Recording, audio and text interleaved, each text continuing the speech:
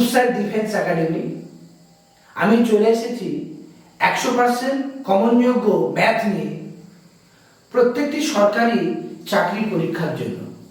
আজকের ম্যাথগুলি খুব সহজভাবে এবং সুন্দর সুন্দর ট্রিক্সের মাধ্যমে সমাধান করতে চলেছি। তাহলে শুরু করা যাক আজকের ক্লাস। আজকের সেটে প্রত্যেকটা অঙ্ক ইম্পর্টেন্ট, প্রত্যেকটা পরীক্ষায় আসে খুব ইম্পর্টেন্ট অঙ্ক। প্রত্যেকটা অঙ্ক আমি ধরে ধরে বোঝাবো, তোমরা কিন্তু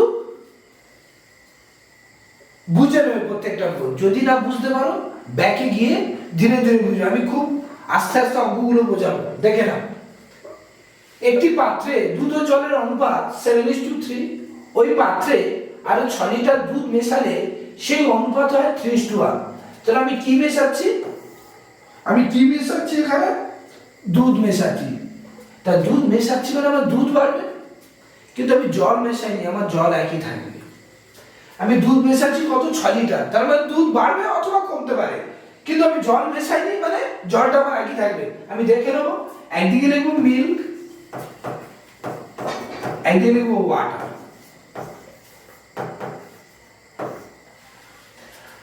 আমার আগে দুধ আর জল অনুপাত কত ছিল? 7:3। পরে সেই অনুপাত কত হয়েছে? 3:1। কেন 3:1 হয়েছে? আমি 6 লিটার দুধ মিশিয়েছি। যেহেতু আমি দুধ মিশিয়েছি তাই দুধ বাড়বে বা কমবে হতে পারে, কিন্তু জল কিন্তু পরিবর্তন হবে না, জল কিন্তু একই থাকবে। কিন্তু এখানে একই নেই, তাহলে আমি কি করে সমান করে দেবো? উপরে 3টা নিচে গুণ করব, নিচের 1টা উপরে গুণ করব। তাহলে আমার মিশ্রণের নিয়ম কি? আমার এদিকে যা গুণ করবো এদিকে তাই, এদিকে 1 গুণ করেছি মানে এখানে 1 গুণ করবো, এখানে কত গুণ? 3 গুণ করবো। তাহলে আগে আমার মোট মিশ্রণ কত ছিল? 10, 7 3 10। এখন সেটা বেড়ে কত হয়েছে? 9 3 12। তাহলে আমার কত মিশিয়েছি? 2 ইউনিট মিশিয়েছি। তাহলে এখানে কত মিশিয়েছি? 6 লিটার দুধ মিশিয়েছি। তাহলে আমার 2 এর মান কত পেয়েছি? 6। 1 এর মান 6/2। আমার অ্যান্সার কি চেয়েছে? তার ওই পাত্রে জলের পরিমাণ কত? তাহলে এখানে আমার জল কত ছিল? 3। তার 3 সমান কত? তাহলে আমার কেটে দাও 2 দিয়ে কাটলে এটা 3, তাহলে আমার কত? 9 লিটার। তাহলে অপশন বি আমার অ্যান্সার। খুব ইম্পর্টেন্ট অঙ্ক, প্রত্যেকটা পরীক্ষায় আসে, ভালো করে বুঝে নাও, দরকার পড়ে পিছনে গিয়ে একবার বুঝে নাও। এর পরবর্তী কোশ্চেন দেখে নাও,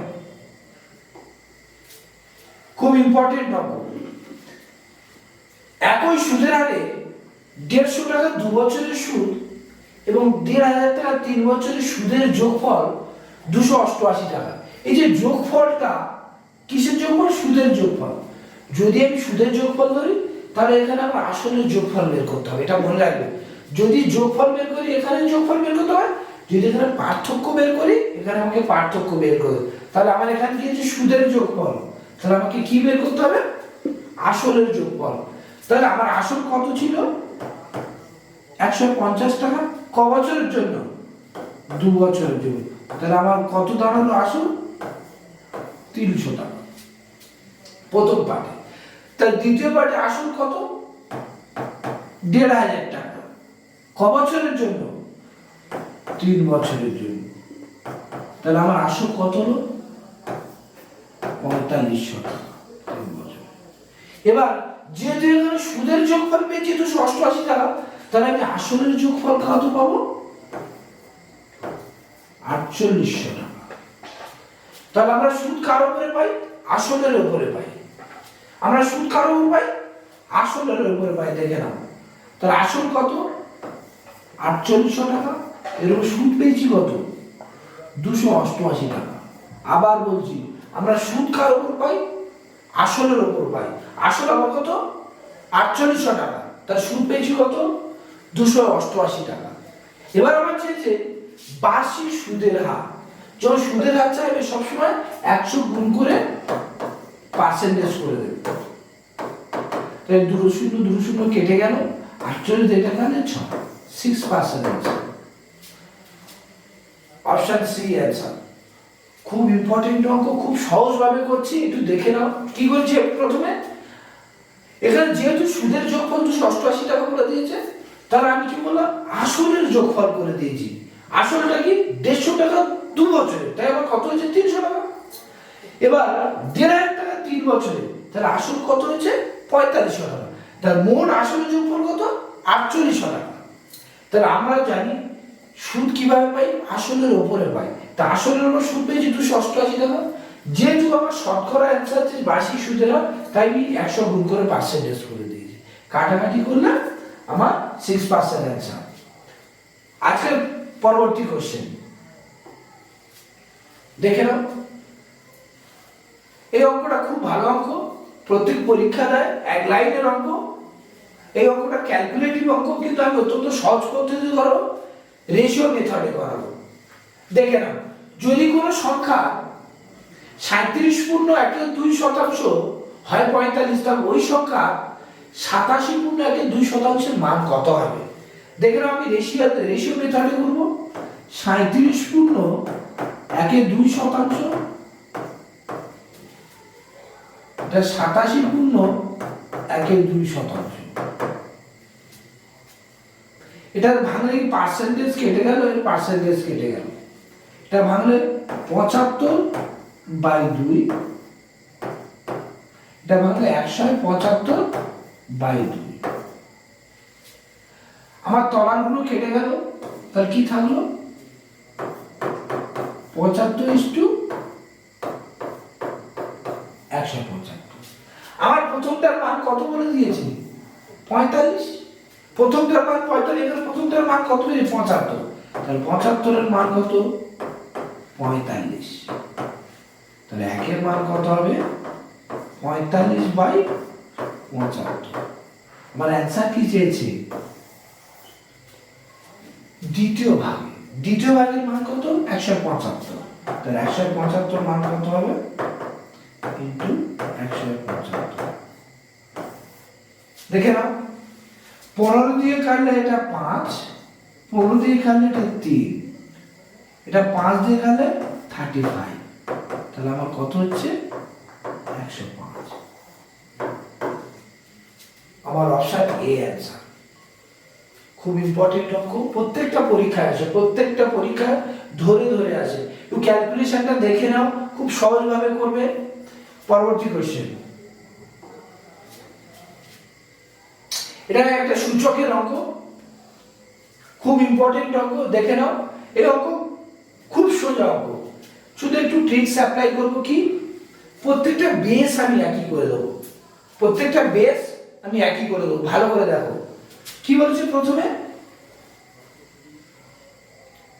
2 এর পাওয়ার হচ্ছে x প্লাস 13 সমান 4 এর পাওয়ার কি বলেছে x প্লাস 2। আমার কাজ হচ্ছে বেসটাকে এক করে দেওয়া। আমার কাজ কি বেস এক করে দেবো। কি 2 এর পাওয়ার x প্লাস 13 লিখে নিলাম। এর বেস এক করতে গেলে কিন্তু 2 স্কয়ার করে দিতে হবে, তার কি x প্লাস 2 হয়ে গেল। দেখো বেস একই, বেসগুলো আমি কি তুলে দেবো, তার কি থাকে x plus 13 equals 2x plus 4, গুণ করে দিলাম 2x, 2 দিয়ে x গুণ করে 2x, আর 2 দিয়ে 2 গুণ করলে 4। তাহলে কি হলো, x গুলো এক দিয়ে করো, x minus 2x minus 13, তাহলে minus x equals minus 9। তাহলে মাইনাস মাইনাস কেটে গেল, x এর মান কত পেলাম 9। তাহলে x এর ভ্যালু আমাদের জানতে হয়েছে, আমার অপশন 2 অ্যান্সার। খুব সুন্দর অঙ্ক। শুধু কি করলাম, এই যে 4 আছে 2 আর 4টাকে আমি কি বেসটাকে করছি 2 স্কয়ার করে দিয়েছি, বাকি দেখো বেস তুলে দিয়েছি, অঙ্কটা এক লাইনের অঙ্ক। পরবর্তী কোশ্চেন কি আছে, একটি ট্রেন 100 মিটার লম্বা একটি প্ল্যাটফর্মের দৈর্ঘ্য কত 100 মিটার। এটা একটু ভুল আছে, সেরে নেবে। কত আছে 110 মিটার। একটি ট্রেন 110 মিটার লম্বা প্ল্যাটফর্মকে 40 সেকেন্ড অতিক্রম করে। ট্রেনটি 30 সেকেন্ডে নিজের দৈর্ঘ্য অতিক্রম করে। তার ট্রেনটির দৈর্ঘ্য কত? এখান থেকে ট্রেনটা প্রথমে কি অতিক্রম করছে? প্ল্যাটফর্ম, পরে কাকে অতিক্রম করছে? নিজেকে। ট্রেন প্ল্যাটফর্মকে অতিক্রম করা মানে কি? ট্রেন নিজের দৈর্ঘ্য প্লাস প্ল্যাটফর্মের দৈর্ঘ্য। পরে কি? নিজের দৈর্ঘ্য অতিক্রম করা ট্রেন নিজের দৈর্ঘ্য। ট্রেন যখন প্ল্যাটফর্ম অতিক্রম করছে কত সময় নিচ্ছে? 40 সেকেন্ড। আর যখন নিজেকে অতিক্রম করছে 30 সেকেন্ড। আবার বলছি, ভালো করে শোনো। প্ল্যাটফর্মের দৈর্ঘ্য তো 110 মিটার। ট্রেন যখন কোনো প্ল্যাটফর্মকে অতিক্রম করে, নিজের দৈর্ঘ্য প্লাস প্ল্যাটফর্মের দৈর্ঘ্য, যখন নিজের অতিক্রম করে ট্রেন, তখন ট্রেনের দৈর্ঘ্য অতিক্রম মানে ট্রেন যখন নিজেকে অতিক্রম করে কি? ট্রেনের দৈর্ঘ্য অতিক্রম করছে। এবার দেখো, এই যে ট্রেনটা এর মধ্যে আছে না, যদি এটাকে এরকম ভেঙে নিই কেমন হয়? 30 প্লাস 10। তাহলে আমার এটা কি ট্রেনের মান পেলাম, এটা প্ল্যাটফর্মের মান পেলাম, কারণ এই 30টা আমার এখানে আছে। তার প্ল্যাটফর্মের মান কত? 110। তার 10 এর মান 110, একের মান 110/10। আমার অ্যান্সার কি চেয়েছে? ট্রেনের দৈর্ঘ্য। ট্রেনের দৈর্ঘ্য কত? 30।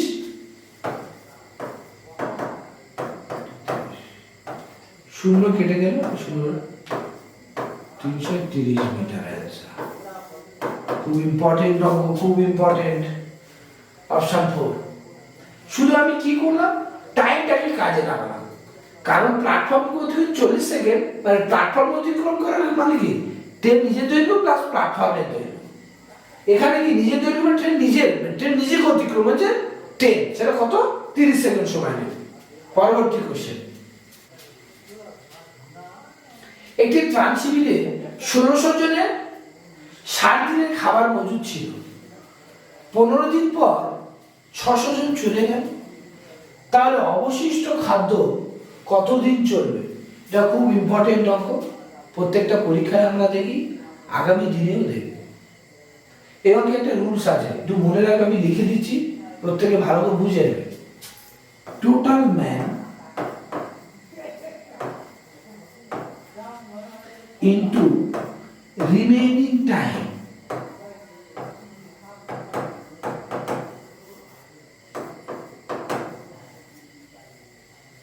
by remaining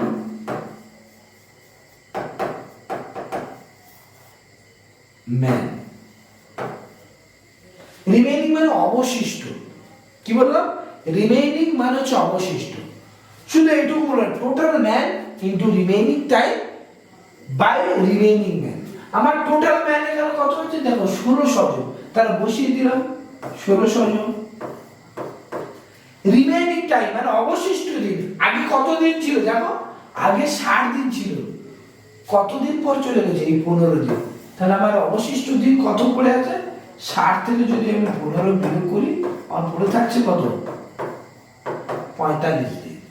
তাহলে আমার অবশিষ্ট দিন কত? 45। এবার কি চেয়েছে? রিমেইনিং ম্যান মানে অবশিষ্ট মানুষ। আগে আমার কতজন মানুষ ছিল? 1600 জন। এখন কতজন চলে গেছে? 600। তাহলে পড়ে যাচ্ছে কত? 1600 থেকে যদি আমার 600 জন চলে যায়, তাহলে আমার পড়ে আছে কত? 1000। তাহলে 1000 বসানো। এর দুটো শূন্য কেটে গেল, এর দুটো শূন্য কেটে গেল। 5 দিয়ে কাটলে 2, 5 দিয়ে কাটলে এটা 9, 2 দিয়ে কাটলে এটা 8। তাহলে আমার অ্যান্সার কত হচ্ছে? 72। তাহলে আর কতদিন চলবে? 3 অ্যান্সার। খুব সুন্দর অঙ্ক, প্রত্যেকটা পরীক্ষায় আসে। ধীরে ধীরে বুঝবে তোমরা, প্রত্যেকটা অঙ্ক ধীরে ধীরে বুঝবে। প্রত্যেকটা পার্ট ভাইটাল, প্রত্যেকটা অঙ্ক ইম্পর্টেন্ট। বারবার প্র্যাকটিস করবে, একটা করে অঙ্ক মিনিমাম 15 বার প্র্যাকটিস করবে, তবে এই অঙ্কটা পরীক্ষায় নামাতে পারবে।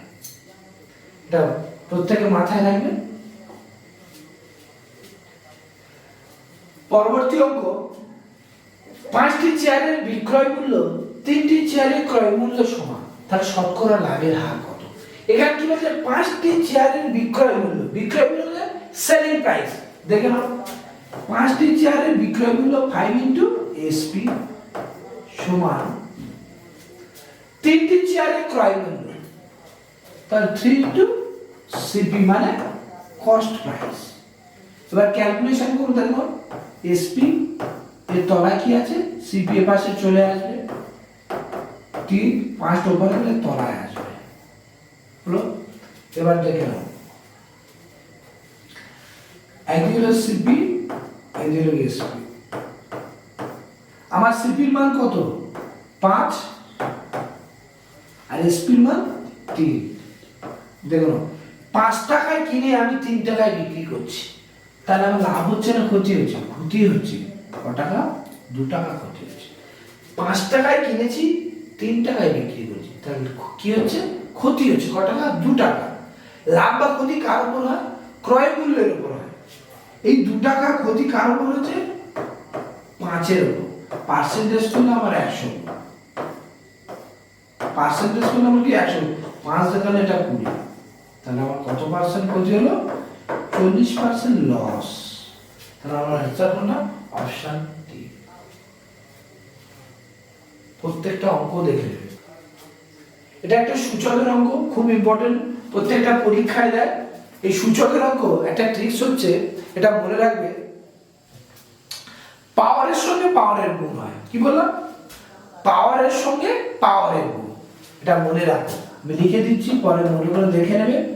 পাওয়ারের সঙ্গে পাওয়ারের গুণ, এইটুকু করলেই অঙ্কটা হয়ে যাবে।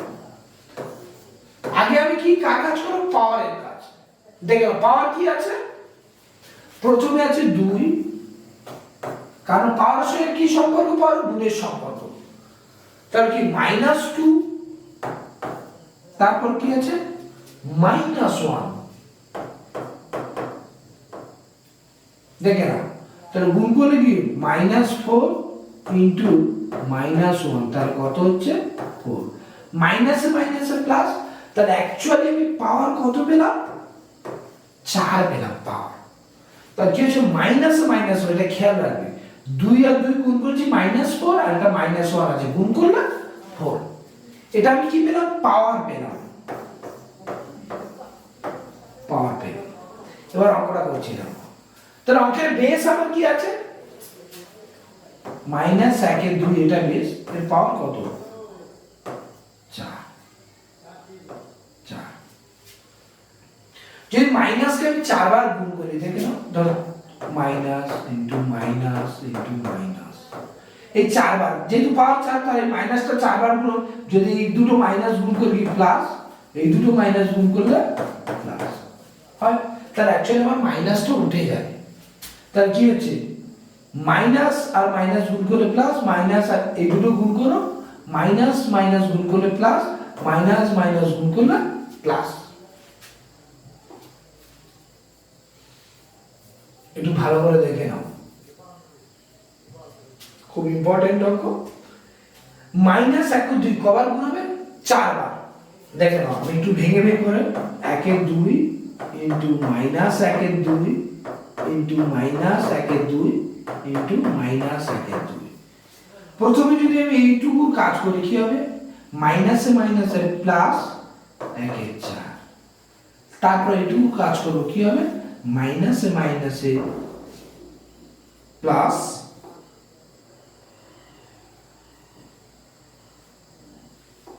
মাইনাসে মাইনাসে প্লাস 1 এর 4, তাহলে কি হচ্ছে? প্লাস 1 এর 16, তাই আমাদের, তাহলে অপশন 4 অ্যান্সার।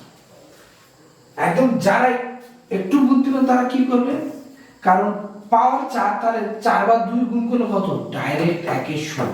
কারণ এটা মনে রাখবে, মাইনাসের সঙ্গে যদি জোড় সংখ্যা থাকে সবসময় প্লাস হয়, মাইনাসের সঙ্গে যদি বিজোড় সংখ্যা থাকে মাইনাস হয়। আবার বলছি, মাইনাসের সঙ্গে যদি জোড় সংখ্যা গুণ হয় প্লাস হবে, আর মাইনাসের সঙ্গে যদি বিজোড় সংখ্যা গুণ হয় মাইনাস হবে। কারণ এই 4টা হচ্ছে জোড় সংখ্যা, তাই মাইনাসের সঙ্গে গুণ করলে প্লাস এসে, এটা মনে থাকে। পরবর্তী কোশ্চেন। পরবর্তী কোশ্চেন একটা সরল সুদের অঙ্ক। 16,250 টাকা 8% হারে 73 দিনের সরল সুদ কত হবে? এই 73 দিনটা যদি আমি ভাঙতে পারি অঙ্কটা খুব সোজা হবে। কিভাবে ভাঙবো? 73 দিন, এটাকে আমি বছরে নিয়ে যাবো। দেখে নাও, 73 দিন বছরে নিয়ে যেতে গেলে কি করবো? আমি 365 দিয়ে ভাগ করবো। এটা কাটলে কত হবে? 1/5 বছর। কি পেলাম? 1/5 বছর।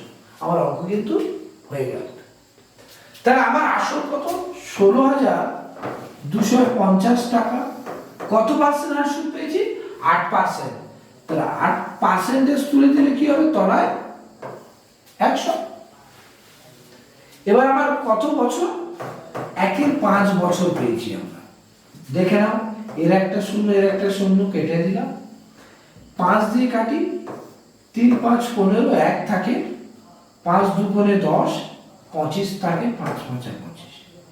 আবার 2 দিয়ে কাটলে এটা 5, 2 দিয়ে কাটলে এটা 4। এটা যদি আবার 5 দিয়ে কাটি, 5 6 30, 5 5 25, গুণ করলে 260। আমার পরবর্তী অ্যান্সার হচ্ছে 260। খুব সোজা। শুধু এখানে কঠিন বিষয় কি? 73 দিনটাকে আমি কি করব? বছরে প্রকাশ করব। বছরে প্রকাশ করলে কি করব? 365 দিন 365 দিয়ে ভাগ, মানে 1/5। প্রত্যেক অঙ্কে একটু মনে রাখবে, সব জিনিসগুলো মনে রাখবে। 73 দিন মানে 1/5 বছর। এটা প্রত্যেকটা অঙ্কে দেয়, এত কিছু বোঝার দরকার নেই। এগুলো মনে রাখবে, এত ক্যালকুলেশন। 73 দিন দেয়া থাকলেই জানবে 1/5 বছর তুমি ধরবে। পরবর্তী কোশ্চেন। একটি বর্গক্ষেত্রের ক্ষেত্রফল একটি বৃত্তের ক্ষেত্রফলের সমান। তাহলে বর্গক্ষেত্রটি বাহু ও বৃত্তের ব্যাসার্ধের অনুপাত কত হবে? আচ্ছা, বর্গক্ষেত্র মানে কি? যার 4টে বাহু সমান। এটা বর্গক্ষেত্র মানে এর 4টে বাহু সমান, আর বৃত্ত একটা কোণ। এটা কি? ক্ষেত্রফল সমান। এর ক্ষেত্রফল যা, এর ক্ষেত্রফল তাই। তার বর্গক্ষেত্রের ক্ষেত্রফল সূত্র কি? বাহু স্কয়ার। আর বৃত্তের ক্ষেত্রফল সূত্র কি? Pi r square. এই দুটো সমান। সিম্পল ছবি দেখে করো। একটি বর্গক্ষেত্রের ক্ষেত্রফল একটি বৃত্তের ক্ষেত্রফলের সমান। তাহলে একটা বর্গক্ষেত্রে গেছি, একটা বৃত্তের ক্ষেত্রফলকে সমান করে দিয়েছি, হয়েছে? তাহলে a স্কয়ার সমান কি? Pi r square. তাহলে আমি a square by r square সমান কি বলতে পারি? Pi by 1।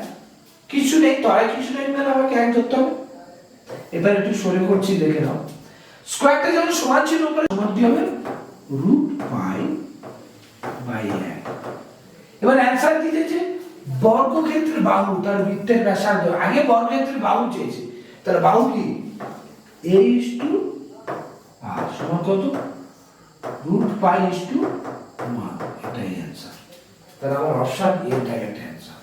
খুব ইম্পর্টেন্ট অঙ্ক, প্রত্যেকটা পরীক্ষায় দেয় এই অঙ্কগুলো। তোমরা ঠান্ডা মাথায় বারবার দেখবে। একটা অঙ্ক 10 বার ক্যালকুলেশন করবে, দেখে দেখে ক্যালকুলেশন করবে।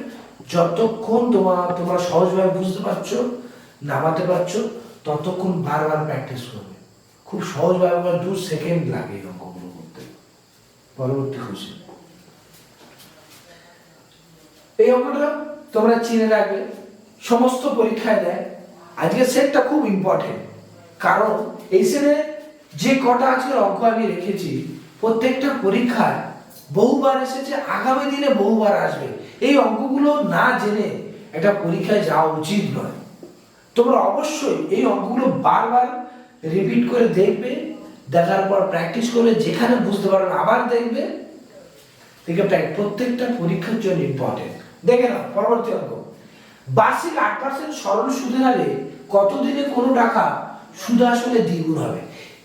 কত গুণ বলছে? দ্বিগুণ। একটু মনে রাখবে, এখানে একটা ট্রিক্স বলবো। যত গুণ বলবে, এটা মনে হয়, যত গুণ বলবে সবসময় 1 কম নেব। কি বললাম? যত গুণ বলবে সবসময় 1 কম নেব। এখানে কত গুণ বলেছে? দ্বিগুণ বলেছে।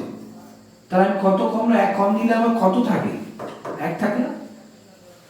আমরা এবার কি করব, ক্যালকুলেশনের স্বার্থে পার্সেন্টেজ করার জন্য আমরা কি করব, দুটো করে শূন্য নেব, সব সময় যে দুটো করে শূন্য। আবার বলছি শোনো, যদি গুণ থাকে, যত গুণ থাকবে সবসময় এক কম নেবে। কারণ দ্বিগুণ আছে মানে কত নেব, এক নেব, মানে এক কম নেব। যত গুণ থাকবে এক, যদি এখানে 4 গুণ থাকতো আমি 3 নিতাম, 5 গুণ থাকতো আমি 4 নিতাম, যদি 8 গুণ থাকতো 7 নিতাম। আমার বক্তব্য হচ্ছে যত গুণ থাকবে এক কম নেব। তা আমার দ্বিগুণ আছে, কত নিচে, এক নিয়েছি। ক্যালকুলেশনের জন্য পার্সেন্টেজে কটা শূন্য নিয়েছি, দুটো শূন্য নিয়েছি। এবার মনে রাখবে এটা কি হলো, 100% হলো। এবার দেখবে যদি পার্সেন্টেজ বা সময় থাকে সবসময় ভাগ করে দিলে আমার অ্যান্সার হয়ে যাবে।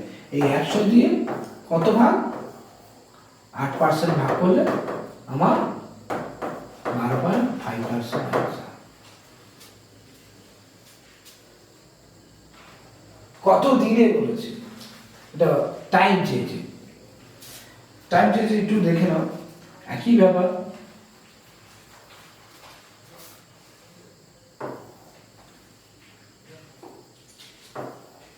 শুধু মনে রাখবে দুটো শূন্য কেন দিচ্ছি, ক্যালকুলেশনটা সোজা করা, সহজ করার জন্য। দ্বিগুণ ছিল 1 কম নিচ্ছি 100, পার্সেন্টেজ করলে 100 গুণ, মানে দুটো আমি শূন্য দেবো প্রত্যেকটা অঙ্কে। যত গুণ বলবে 1 কম নিয়ে দুটো শূন্য দেবো, সোজা কথা। 8% আছে, ভাগ করলে বছরে 8%, তাহলে কত 12.5 বছর, বছরে অ্যান্সার। তাহলে অপশন আমাদের 2 অ্যান্সার।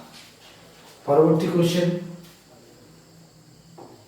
আজকে শেষ অঙ্ক, খুব ভালো করে বুঝবে, প্রত্যেকটা অঙ্ক খুব ইম্পর্টেন্ট।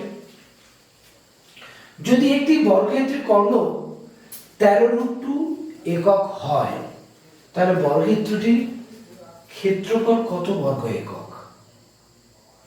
কত বর্গ একক মানে এখানে ক্ষেত্রফল। আমি একটু আগে বর্গক্ষেত্র সম্পর্কে কি বললাম, বর্গক্ষেত্রের প্রত্যেকটা বাহু সমান। আরেকটা কি বললাম, অবশ্যই একটা কোণ 90 ডিগ্রি হতেই হবে। বর্গক্ষেত্রে 4টে বাহু সমান, একটা কোণ অবশ্যই 90 ডিগ্রি হতে হবে। এখানে কি বলে দিয়েছে, কর্ণ বলে দিয়েছে। বর্গক্ষেত্রের কর্ণ বলে দিয়েছে কত, 13√2, এটাই বলে দিয়েছে। বর্গক্ষেত্রের কর্ণের সূত্র আমরা কি জানি, বাহু √2। বাহু √2 মানে কি, a√2। এর মান কত, 13√2 আমার বলে দিয়েছে অঙ্কে। দেখে নাও, √2 কেটে দিলাম, এর মান কত পেয়েছি, 13। তাহলে বাহু আমি কত পেলাম, 13 পেলাম। তাহলে বর্গক্ষেত্রের ক্ষেত্রফলের সূত্র কি, বাহু স্কয়ার। তাহলে এই বাহুটাকে স্কয়ার করে দিলে নিশ্চয়ই এই 13টাকে স্কয়ার করে দিতে হবে। তাহলে ক্ষেত্রফল কত হচ্ছে, 169 answer. Option B answer, option B answer. ভালো করে বুঝে নাও, দেখে নাও। আজকের এই পর্যন্ত প্রত্যেকটা অঙ্ক ইম্পর্টেন্ট, ঠান্ডা মাথায় দেখবে, বুঝবে, ধীরে ধীরে বুঝবে, প্রত্যেকটা অঙ্ক বোঝা দরকার। আজকের এই পর্যন্ত, পরবর্তী ক্লাসে আরো নতুন নতুন ভিডিও আনবো, আরো সুন্দর সুন্দর অঙ্ক। প্রত্যেকটা অঙ্কের সাজেশনে 100% গ্যারান্টি এই অঙ্কগুলো তুমি কমন পাবে।